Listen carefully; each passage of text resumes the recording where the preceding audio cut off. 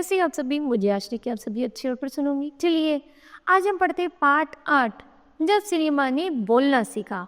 करते हैं इस पाठ की शुरुआत। उससे पहले पढ़ते हैं पाठ परिचय। प्रस्तुत पाठ में लेखक ने सिनेमा संबंधी जानकारियों को क्रमवार तथा सुंदरता से दर्शाया है। ठीक है, आइए कुछ करके सीखें। यदि आप एक फिल्मकार होते तो आपकी फिल्म का उद्देश्य और कथानक क्या होता, इसको आप अपने शब्दों में लिखिए। ठीक है, चलिए पढ़ते हैं इस पाठ को। वे सभी सजीव हैं, सांस ले रहे हैं, 100% बोल रहे हैं। 78 मुर्दा इंसान जिंदा हो गए। उनको बोलते बातें करते देखो। देश की पहली सवाक बोलती फिल्म आलम आरा की पोस्टरों पर विज्ञापन की पंक्तियां लिखी हुई थी। 14 मार्च 1931 की वह ऐतिहासिक तारीख भारतीय सिनेमा में बड़े बदलाव का दिन था। किसी दिन पहली बार भारत के सिनेमा ने बोलना सीखा था। हालांकि वह दौर ऐसा था जब मूक सिनेमा लोकप्रियता के शिखर पर थी। पहली बोलती फिल्म जिस साल प्रदर्शित हुई, उसी साल कई मूक फिल्में भी विभिन्न भाषाओं में बनी। लेकिन बोलती फिल्मों का नया दौर शुरू हो गया था। पहली बोलती फिल्म आलम आरा बनाने वाले फिल्मकार थी अर्देशिर एम ईरानी। अर्देशिर ने 1929 में हॉलीवुड की एक बोलती फिल्म शो बॉट देखी और उनके मन में बोलती फिल्म बनाने की इच्छा जागी। फारसी रंगमंच के एक लोकप्रिय नाटक को आधार बनाकर उन्होंने अपनी फिल्म की पटकथा बनाई। इस नाटक के कई गाने जो कि त्यों फिल्म में लिए गए। एक इंटरव्यू में अर्देशिर ने उस वक्त कहा था, हमारे पास कोई संवाद लेखक नहीं था, गीतकार नहीं था, संगीतकार नहीं था, इन सब की शुरुआत होनी थी। अर्देशिर ने फिल्म के गानों के लिए स्वयं की धुनें चुनी। फिल्म के संगीत में महज 3 वाद्य तबला, हारमोनियम और वायलिन का प्रयोग किया गया। आलम आरा में संगीतकार या गीतकार में स्वतंत्र रूप से किसी का नाम नहीं डाला गया। इस फिल्म में पहले पार्श्व गायक बनी WM खान। पहला गाना था दे दे खुदा के नाम पर प्यारे, अगर देने की ताकत है। आलम आरा का संगीत उस समय डिस्क फॉर्म में रिकॉर्ड नहीं किया जा सका। फिल्म की शूटिंग शुरू हुई तो साउंड के कारण इसकी शूटिंग रात में करनी पड़ती थी। मूक युग की अधिकतर फिल्मों को दिन के प्रकाश में शूट कर लिया जाता था, लेकिन आलम आरा की शूटिंग रात में होने के कारण इसमें कृत्रिम प्रकाश व्यवस्था करनी पड़ी। यही से प्रकाश प्रणाली बनी जो आगे फिल्म निर्माण का जरूरी हिस्सा बनी। आलम आरा ने भविष्य के कई स्टार और तकनीशियन तो दिए ही, अर्देशिर की कंपनी तक ने भारतीय सिनेमा के 150 रुपये से अधिक मूक और लगभग 100 सवाक फिल्में बनाई।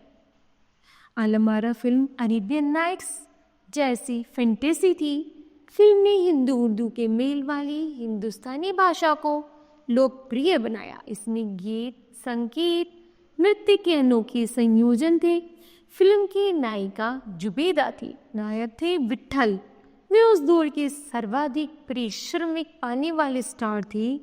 उनके चयन को लेकर भी एक किस्सा काफी चर्चित है। विट्ठल को उर्दू बोलने में मुश्किलें आती थी।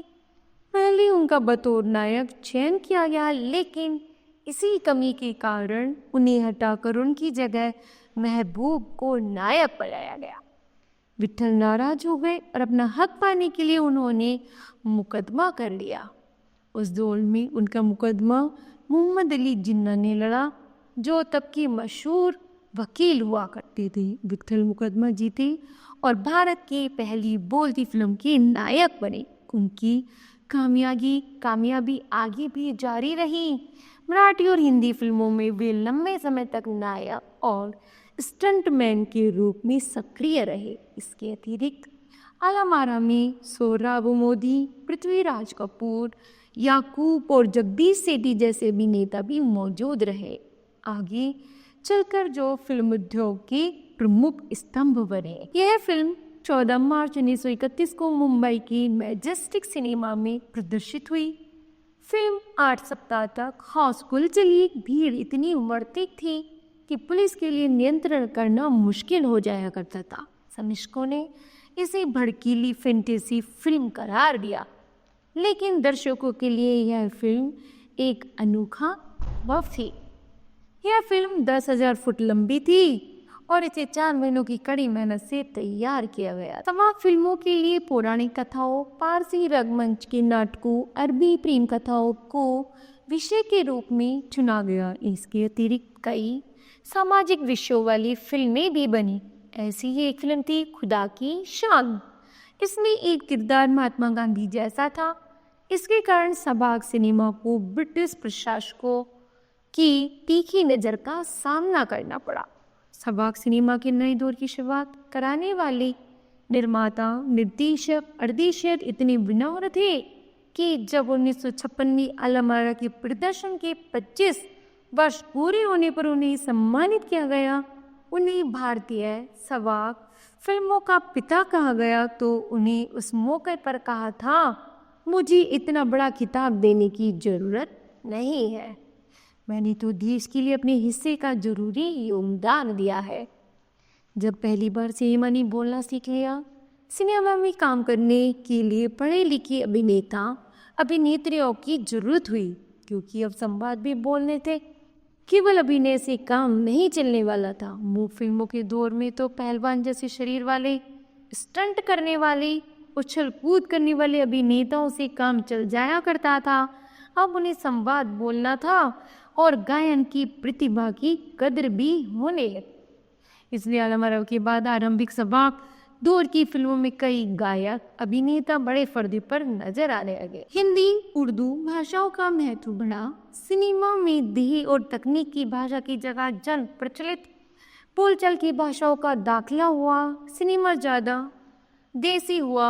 एक तरह की नई आज़ादी थी, जिसे आगे चलकर हमारे दैनिक और सार्वजनिक जीवन का प्रतिबिंब फिल्मों में बेहतर होकर भरने लगा। अभिनेता अभिनेत्रियों की लोकप्रियता का प्रभाव उस दौर के दर्शकों पर भी खूब पड़ रहा था। माधुरी नाम की फिल्म में नायिका सुलोचना की हेयर स्टाइल उस दौर में औरतों में लोकप्रिय थी। औरतें अपने केश सज्जा उसी तरह कर रही थी। आरदेशर ईरानी की फिल्म में भारतीय के अतिरिक्त ईरानी कलाकारों ने भी अभिनय किया था। आलमआरा भारत के अतिरिक्त श्रीलंका, वर्मा, पश्चिमी एशिया में पसंद की गई। भारतीय सिनेमा के जनक फाल्के को सबाग सिनेमा के जनक आरदेशर ईरानी की उपलब्धि को अपनाना ही था, क्योंकि वहाँ से सिनेमा का एक नया युग शुरू हो गया था।